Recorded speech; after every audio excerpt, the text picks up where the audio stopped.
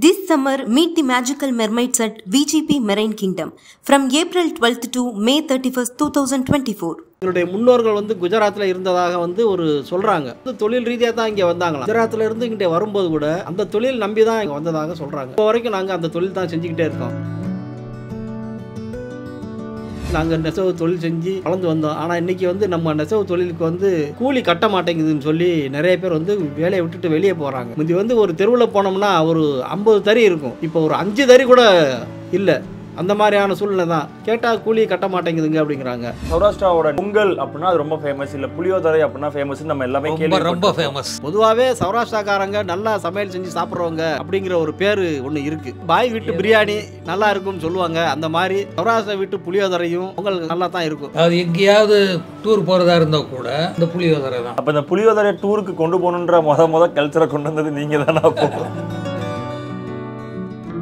புளிச்ச கஞ்சின்னு வச்சுக்கிறாங்க ஒன்று. அதை வச்சு தான் சாப்பாடு செய்வாங்க. சாப்பாடு வடிச்சிரு எடுக்கிறோம்ல, தண்ணி மறுநாள் கொஞ்சம் புளிச்சிரும். அதில் தான் சாப்பாடு ஆக்குவாங்க. வயிற்றுக்கு குளிர்ச்சியாக இருக்கும். மறுநாள் வர காலையில் வர கிடாம சமூகமா அமைதியானோம். எங்கே போய் வீடு கட்டாலும் கூட கொடுத்துருவாங்க. எங்களுக்கு ஒரு விரலில் ஒரு சின்ன அடிபட்டா கூட போதும், வேலை நடக்காது. அதனால் வம்பு தம்பிக்கு போக மாட்டாங்க நம்ம மக்கள். அதுக்காக வந்த சண்டையை விட மாட்டோம்னு சொல்லுவாங்க. இப்போ நம்ம மக்கள் அந்த வேலையில் விட்டு போயிட்டாங்களா, கொஞ்சம் கொஞ்சமாக வேற மாதிரி ஆரம்பிச்சிட்டாங்க பசங்களும். இந்த சௌராஷ்டிரா மக்கள் இங்கிட்டு வர்றாங்க இந்த ஏரியாவுக்கு அப்படின்னு சொன்னால் அந்த இடம் பிற்காலத்தில் சொர்க்க பூமி ஆயிரும். அந்த அளவுக்கு அவங்களுடைய திறமை இருக்கும் அப்படின்னு சொல்லுவாங்க. எங்கே போனாலும் சரி, ஒரு இடத்துல ஒரு காலனி மாதிரி ஒரு இடம் வாங்கி அங்கே வீடு கட்டிட்டு போனோம்னா அந்த பக்கத்தில் இருக்கிற இடம் பூரா கடகடன்னு விலை ஏறிடும்.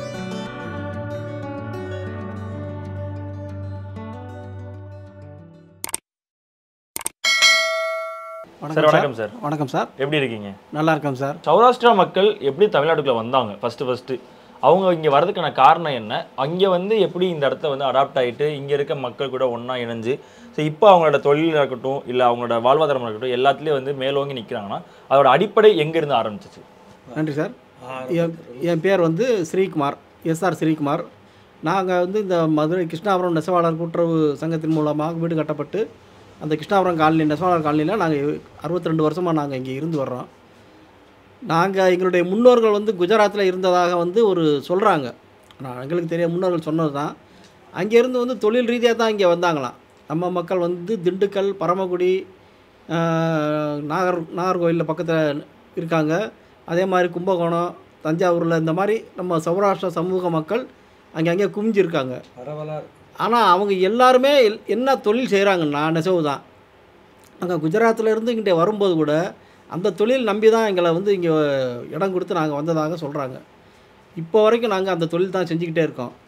எங்களுக்கு வீடு கட்டுறதுக்காக முத ஒரு பேப்பரில் ஒரு செய்தி வந்ததை பார்த்துட்டு ஒரு கம்யூனிஸ்ட் கட்சி தோழர் இந்த மாதிரி ஒரு செய்தி வந்திருக்கு, நேரு இருக்கிற காலத்தில் அதை வச்சு பாராளுமன்றத்தில் பேசுங்க, அவங்களுக்கு ஒரு இடம் வாங்கி கொடுங்க அப்படின்னு சொல்லி கூட்டுறவு சங்கம் மூலமாக போய் அப்போது கேடிகே தங்கமணி, பி ராமமூர்த்தி இது போன்ற தோழர்கள் அங்கே பேசி எங்களுக்கு இடம் வாங்கி கொடுத்தாங்க. இந்த இடத்துல வீடு கட்டினா 62 வருஷம் ஆச்சு, 63 வருஷம் ஆச்சு. ஆனால் வீடு இன்னும் தரை பார்த்திங்கன்னா இன்னும் கீரல் இல்லாமல் நல்லாயிருக்கும். அந்த காலத்தில் லஞ்சம் இல்லாமல் நல்லா வீடு கட்டி கொடுத்துருக்காங்க. நல்லா வீடு கட்டி கொடுத்துருக்காங்க, நல்லாவும் இருக்குது. ஆனால் ரொம்ப கம்மியான வாடகை அப்போ இருந்தது சொல்லுவாங்க. ஆனால் அந்த காலத்தில் அது இப்போ உயர்வான வாடகை. அது கட்ட முடியாமல் கூட நிறைய பேர் வீடை விட்டுட்டு கூட போயிருக்காங்க. ஒரே காடு மாதிரி இருக்குமா. அந்த காட்டில் தான் நம்ம வீடு வாங்கி நாங்கள் நெசவு தொழில் செஞ்சு வளர்ந்து வந்தோம். ஆனால் இன்றைக்கி நம்ம நெசவு தொழிலுக்கு கூலி கட்ட மாட்டேங்குதுன்னு சொல்லி நிறைய பேர் வேலையை விட்டுட்டு வெளியே போகிறாங்க. முந்தி ஒரு தெருவில் போனோம்னா ஒரு 50 தறி இருக்கும். இப்போ ஒரு 5 தறி கூட இல்லை. அந்த மாதிரியான சூழ்நிலை தான். கேட்டால் கூலி கட்ட மாட்டேங்குதுங்க அப்படிங்கிறாங்க. ஒரு சாதாரணமாக ஒரு நைலக் சேல் போய் வாங்க போனோம்னா ஒரு 250 ரூபா 300 ரூபாய்க்குள்ளே கிடைக்குது. ஆனால் நாங்கள் கைத்தறியில் நெய்கிற சேலை உடல் நலத்துக்கு நல்ல சேலை தான். அது உடம்புக்கு நல்லது. வெயில் காலத்துலேயும் சரி, மழை காலத்துலேயும் சரி, பனி காலத்துக்கும் அது நல்ல உடம்புக்கு எந்த கோளாறும் பண்ணாது.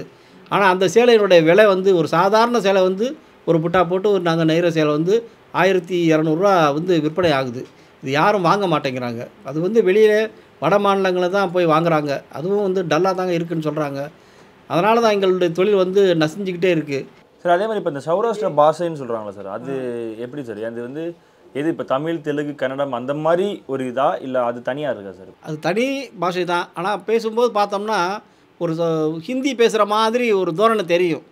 ஆனால் ஹிந்தி பேசுகிறவங்க கேட்டால் அவங்க சொல்லுவாங்க, நீங்கள் ஹிந்தி கூட பேச மாட்டேங்கிறீங்க, ஏதோ ஒரு தனி பாஷையாக இருக்கே உங்கள் பாஷை அப்படின்னு கூட சொல்லுவாங்க. ஆனால் அதனால் வந்து எங்கள் இது ஹிந்தியை ஒட்டி வருமே தவிர ஆனால் ஹிந்தி கிடையாது. இதை மக்கள் தமிழ் மக்கள், ஏன்னா நீங்கள் தமிழ்நாட்டில் வந்துட்டு இவ்வளோ நாள் இருக்கும்போது, ஸோ இந்த பாஷை நீங்கள் பேசும்போது தமிழ் மக்கள் அதை எப்படி சார் ஏற்றுக்கிறாங்க? அந்த இடத்துல ஒரு கூட்டத்திலையோ இல்லை ஒரு பொது இடத்துல இருக்கும்போது டக்குன்னு ஃபோன் எடுத்தோடனே நம்ம பாஷை தான் நமக்கு வரும். இப்போ நான் வந்து ஒரு தெலுங்கில் இருந்திருக்கும் போது நான் என்ன தான் மக்கள்கிட்ட பேசும்போது டக்குன்னு என்னோட வீட்டில் இருந்து ஃபோன் பேசும்போது டக்குன்னு நான் அந்த ஒரு பாஷையில் தான் பேசுவேன். அந்த மாதிரி தருணத்தில் மக்கள் அதை எப்படி சார் எடுத்துக்கிறாங்க? அந்த ஒரு இடத்துல பொது மக்கள் வந்து பார்க்கும்போது மூஞ்சி மூஞ்சி பார்ப்பாங்க. உதாரணத்துக்கு என் மகன் வந்து சென்னையில் தான் படிக்கிறான். இப்போ சென்னையில் ஒரு காலேஜில் படிக்கிறான். அங்கே நம்ம ஏதோ ஒரு அவசரமாக பேசும்போது அவன் நம்ம பாஷையில் சௌராஷ்டிரா பாஷையில் தான் பேசுவாங்க. அப்போ பசங்க கேட்பான், என்ன நீ என்னவோ ஒரு பாஷையில் பேசுகிறீங்க, என்ன பாஷை பேசுகிறீங்கன்னு கேட்பாங்களாம். அந்த மாதிரி நாங்கள் சௌராஷ்டிரா பாஷை பேசுகிறவங்க அப்படின்னு சொன்னால் ஒரு 2 நிமிஷம் தான் நிற்பாங்க. சரி நம்ம போர் அடிக்குதுன்னா அப்படியே டக்குன்னு ஒதுங்கி போயிடுவாங்க அவங்க அப்படின்னு சொல்லுவாங்க. அதான் அவங்க வந்து கலந்துக்கிற மாட்டாங்க. அதே மாதிரி இங்கேயே ஒரு பலசர கடை வச்சு தொழில் வச்சு நடத்திக்கிட்டு இருந்த ஒரு நான் சௌராஷ்டிரா பேசக்கூடியவங்களில் வெளியிலேருந்து வந்தவங்க, அவங்க எங்கள் கூட பழகி ஒரு 15 வருஷமாக பழகுனவங்க எங்கள் பாஷை நல்லா பேசுகிறாங்க. ஆனால் எங்களை விட நாங்கள் வந்து ஒரு 15 ரூபா என்ன நம்ம சௌராஷ்டிரா பாஷையில் 15 ரூபாய்க்கு என்ன சொல்லுவோம்னு சொன்னால் 15 ரூபா அப்படின்னு சொல்லுவோம். ஆனால் அது வந்து நிறைய பேருக்கு தெரியாது. இன்றைக்கி தொழில் அந்த பாஷையில் வந்து ரூபாயை நம்ம பாஷையில் சொல்ல தெரியாது. ஆனால் வந்து கற்றுக்கிட்டவங்க அவன் சொல்கிறான் கரெக்டாக, எங்களை காட்டில் அவன் கரெக்டாக சொல்கிறான். எங்களுக்கே ஆச்சரியமாக இருக்குது, என்னடா இவன் 10 வருஷமாக தான் இங்கே தான் இருக்கான், நம்ம ஆளுங்க தெரியாதது கூட இவங்க சொல்கிறாங்களே அப்படின்னு அளவுக்கு ஆச்சரியப்படுற அளவுக்கு கூட பேசுகிறவங்களும் 1-2 பேர் இருக்காங்க சார். அதே மாதிரி இந்த சௌராஷ்டிராவோட உணவு கலாச்சாரம் ஏதாவது இருக்கா சார்? ஏன்னா சௌராஷ்டிராவோட பொங்கல் அப்படின்னா அது ரொம்ப ஃபேமஸ், இல்லை புளியோதரை அப்படின்னா ஃபேமஸ், நம்ம எல்லாமே ரொம்ப ஃபேமஸ். நம்ம வந்து மதுரையில் வந்து தனியாக சௌராஷ்டிரா பொங்கல், சௌராஷ்டிரா புளியோதரைலாம் கடை வச்சு நம்ம அதெல்லாம் பார்த்துருக்கோம். அந்த மாதிரி இப்போ பர்மாவுக்கு வந்து அத்தோ, இடியாப்பம் இதெல்லாம் வந்து ஒரு ஃபேமஸ். இந்த மாதிரி சௌராஷ்டிரா ஆட்களுக்கு அந்த ஒரு உணவு பழக்கம் இல்லை உணவு முறைன்னு ஏதாவது இருக்கா? பொதுவாக சாப்பாடு செய்யும்போது எல்லோரும் தண்ணி ஊற்றி கொதிக்க வைப்பாங்க, அரிசி உலையில போடுவாங்க.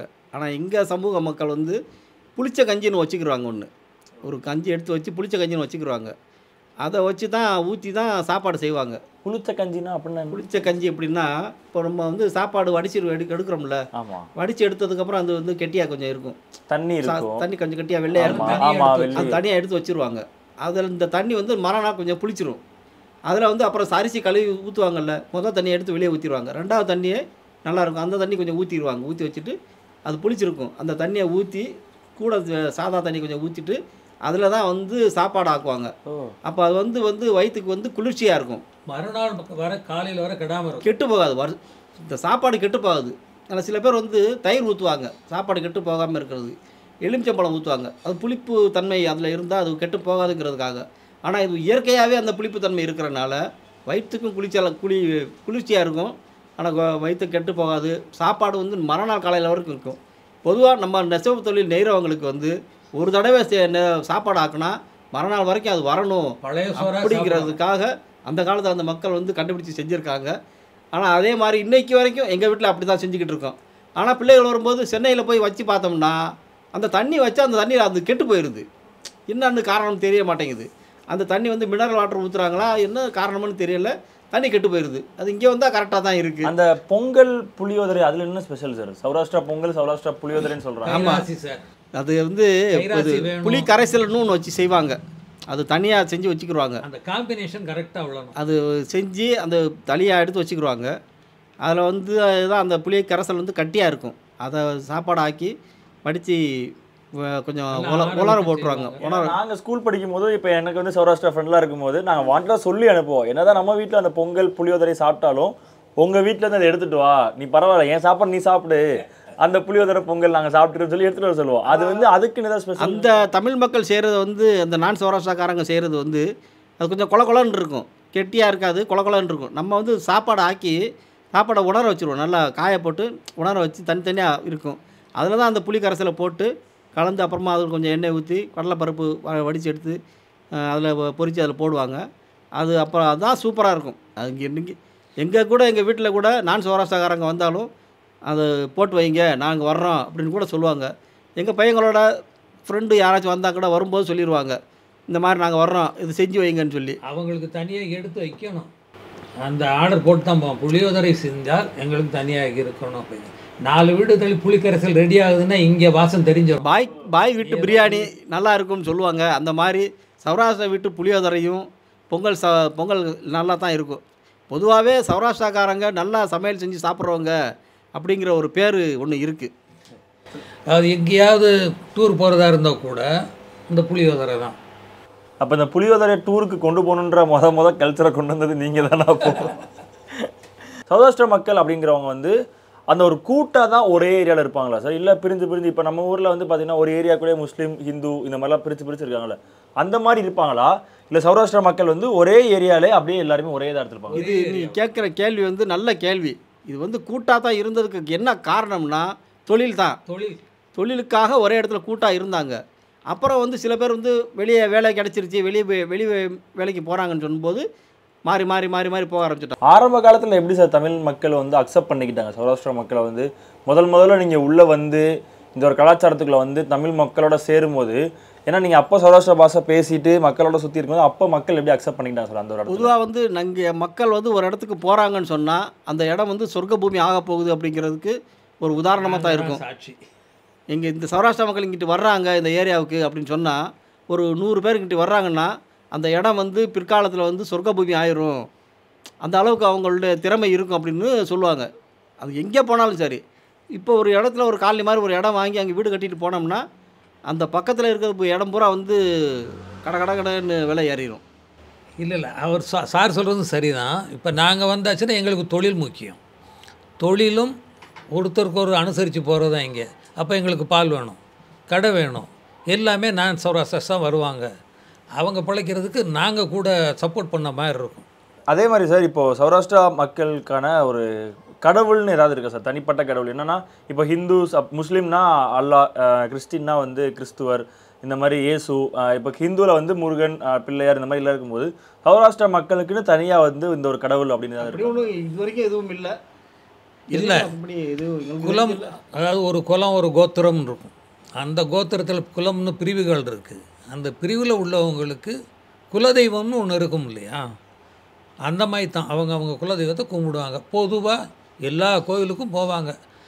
இந்த வடகலை தென்கலைன்னு இல்லாமல் பெருமாள் கோயிலுக்கும் போவாங்க, சிவன் கோயிலுக்கும் போவாங்க, அழகர் கோயில் போய் சுடலை மாடனையும் பார்க்க போவாங்க.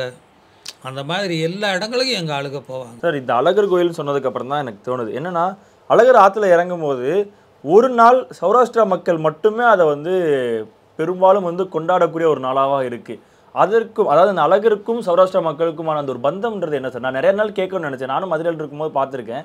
அந்த அழகர் புறப்பட்டு வரும்போது மட்டும், திருப்பி ஊருக்கு போகும்போது மட்டும் சௌராஷ்டிரா மக்கள் மட்டும்தான் அந்த இடத்துல வந்து ஃபுல் அண்ட் ஃபுல் வந்து அவ்வளோ ஜெகஜோதியாக வச்சுருப்பாங்க. மீனாட்சி அம்மன் கோயிலில் மீனாட்சி திருக்கல்யாணம் நடந்து அந்த தேர் வர்ற வரைக்கும் அங்கே மதுரைக்குள்ளே உள்ள இந்த பிராமின்ஸ், இது இவங்க சில பேர் இருக்காங்க, அந்த குடும்பம் தான் அங்கே வரும். அழகர் வரும்போது அவங்க எல்லாம் இந்த ஆற்றை தாண்டி இந்த பக்கம் வரவே மாட்டாங்க. தேர் திருவிழாவோடு முடிச்சுக்கிடுவாங்க, இந்த பக்கம் வர மாட்டாங்க. இப்போ இங்கே வரும்போது எல்லா சமூகமும் இருக்கும். இதில் சௌராஷ்டிரா ஜனங்க வந்து கடைசி நாள் ஊருக்கு போகிறார் இல்லையா, அதை மட்டும் ரொம்ப அழகாக செலிப்ரேட் பண்ணுவாங்க. அப்போ நம்ம போலீஸ் ரிசர்வ் லைனில் மற்ற நாடுகளில் உள்ளே போகிறதுக்கு கூட அனுமதி கிடையாது. இந்த சாமி ஊருக்கு போகிற நாளில் மட்டும் இந்த சௌராஷ்டிராஸ் நிறைய வருவாங்க. அவங்க மண்டாபடி போடுவாங்க, பொங்கல் கொடுக்குறது, தண்ணி விடுறது எல்லாமே அவங்க போலீஸில் உள்ளவங்க செய்வாங்க. பொதுவாக எங்கள் மக்கள் வந்து அமைதியானவங்கன்னு சொல்லுவாங்க. சௌராஷ்டிரா சமூகமாக அமைதியானவங்க, எங்கே போய் வீடு கட்டாலும் கூட கொடுத்துருவாங்க. நாங்கள் ஏன் அமைதியானவங்கன்னு சொன்னால், தொழில் ரீதியாக வந்து எங்களுக்கு வந்து நெசவுடைஞ்சி சாப்பிட்றவங்க தான். எங்களுக்கு வந்து ஒரு விரலில் ஒரு சின்ன அடிபட்டால் கூட போதும், வேலை நடக்காது. அதனால் வந்து வம்பு தம்பிக்கு போக மாட்டாங்க நம்ம மக்கள். அதுக்காக வந்த சண்டையை விட மாட்டோம்னு சொல்லுவாங்க. இப்போ நம்ம மக்கள் வந்து அந்த வேலையில் விட்டு போயிட்டாங்களா, கொஞ்சம் கொஞ்சமாக வேறு மாதிரி போக ஆரம்பிச்சிட்டாங்க பசங்களும். உடை மாற்றம், அந்த மாதிரி உடைன்னு ஏதாவது இருக்கா சார்? சௌராஷ்டிரா மக்களுக்கான உடை அப்படின்ற மாதிரி இருந்துச்சு, பழைய காலத்தில் இருந்துச்சு. இப்போ இல்லை. கன்ஃபார்ம் குடி வைக்கணும், பூநூல் போட்டிருக்கணும், வேஸ்ட்டு பஞ்சகஞ்சமாக கட்டி இருக்கணும், பேர் பாடியாக தான் பெரும்பாலும் போயிட்டு வருவாங்க. இப்போ அப்படி கிடையாது. வேஷ்டி இப்போ எல்லாருமே கட்டுற மாதிரி ஆகிடுச்சு. கைலி கட்டிட்டு போகிறாங்க, கைலி கட்டிக்கிட்டு போகிறது அதெல்லாம் இப்போ ஆகிடுச்சு. பசங்க வந்து இப்போ எங்கள் ஜெனரேஷனே பேண்ட்டுக்கு மாறியாச்சு. இப்போ அடுத்த ஜெனரேஷன் வந்து எல்லாத்துலேயும் மாற்றம் இருக்கும். அதுக்கு அடுத்த ஜெனரேஷன் எப்படி இருக்கும்னே தெரியாது. Okay okay sir, thank you so much sir. நன்றி நன்றி, வணக்கம் வணக்கம். This summer, meet the magical mermaids at VGP Marine Kingdom from April 12th to May 31st, 2024.